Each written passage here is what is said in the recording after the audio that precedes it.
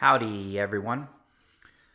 Alrighty, so kind of a lot going on today. Well, actually, over the weekend. This is now Sunday, but a lot of stuff was going on yesterday, plane related, thankfully.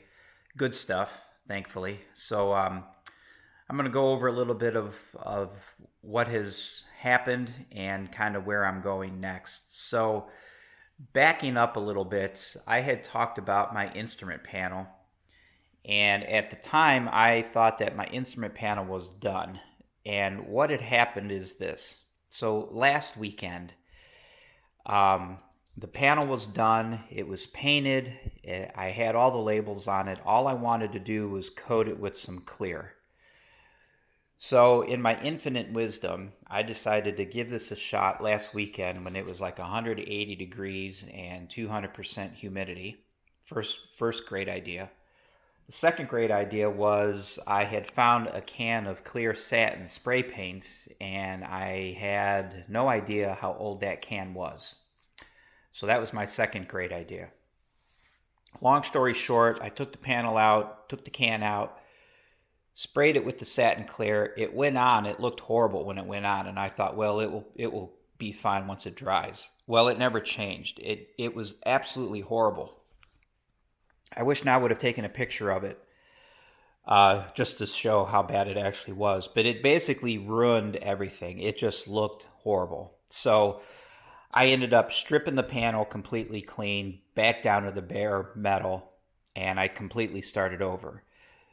The good news, the blessing in disguise, is if you remember the last time, I wasn't entirely pleased with the finish. It was a little blotchy. I didn't put it on nice and even, so there was more of a hammered texture to it in different places. This time around, it came out super nice. It looks 100% better than the last time. So I'm in the process now of relabeling it, and when I get the labels all done, I'm going to stop there. I'm not going to bother trying to top coat it with clear. I know a lot of people do it.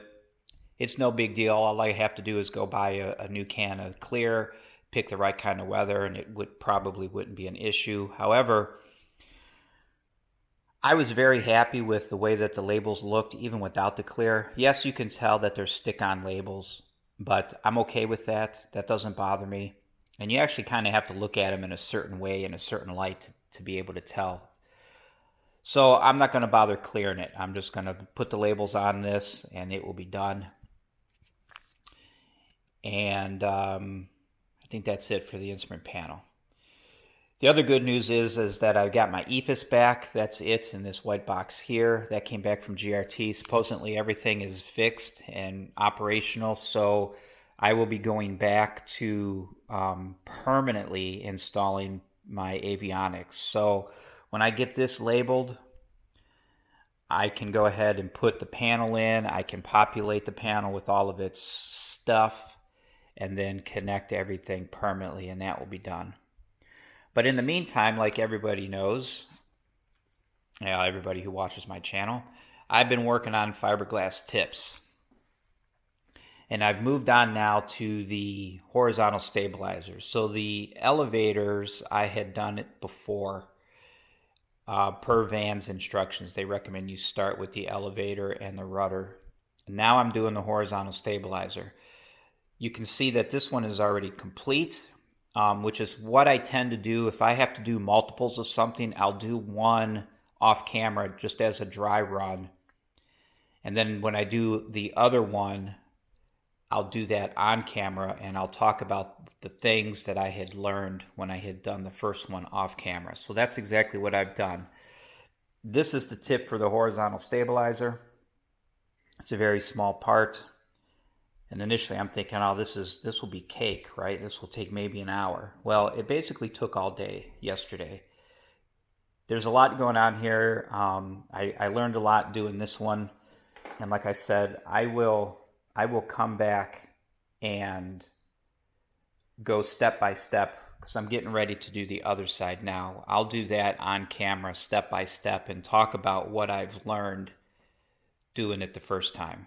So I'm going to get started on that, and I will talk to you guys later. Howdy everyone. Okay, so now I've got the bench cleaned off and I've got just the parts that I'm going to be working on the bench.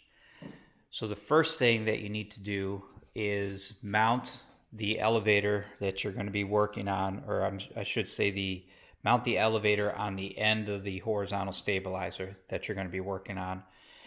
And you can see that I've got the blue painter's tape down this edge. This is just to protect the skin of the elevator.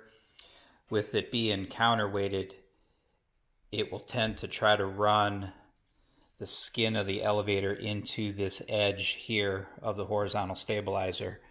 It will also, depending on which way you have the horizontal positioned, it will also try to run this control horn into the spar. So I've got this protected, and I've got the skin itself with the blue painter's tape protected. Be mindful of that when you're working. You don't want to have this up in this kind of position here and then just let go of it and let it slam into the skin or the spar. So you have to always be aware that this thing is going to flop around if you just let go of it. So once the elevator is installed and you've got it protected, you want to reinstall the fiberglass tip on the elevator itself. Now on the other side, I didn't do that. I went ahead and put this tip on, and then I remembered that it has to match this tip. Luckily it worked out, but there is a chance that if you just blindly install this without this one in place as a guide, you'll have a mismatch between the two. So now I've got this tip back in place, and of course this swings freely as it should. You can check and verify your gap, although I don't know if there's a whole lot you can do about it at this point, but check your gap here. Make sure it's still good, which it should be. So next up is the tip itself for the horizontal stabilizer. Now you can see that this counterweight, I'm trying to do this one-handed here, this counterweight of course swings through this cutout right here, right through that cutout, and the tip on the horizontal stabilizer sticks out well beyond that cutout right here.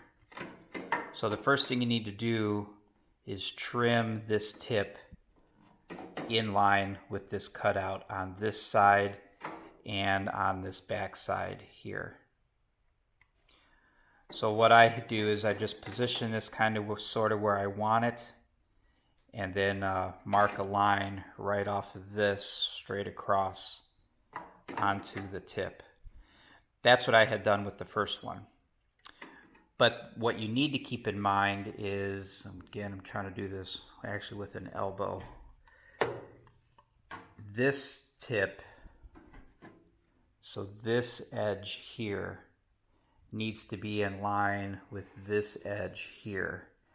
So as you try to position this, you might have to finagle this a little bit in and out to get these two to align in this orientation here.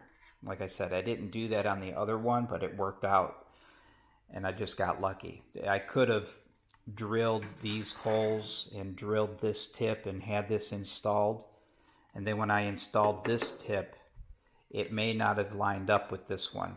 There may have been a discrepancy in this orientation here. So first thing I need to do is cut this back even with this notch here, and then I can start trying to figure out how to orient it in this orientation. So let me get that laid out and get that cut, and then we'll start fitting it.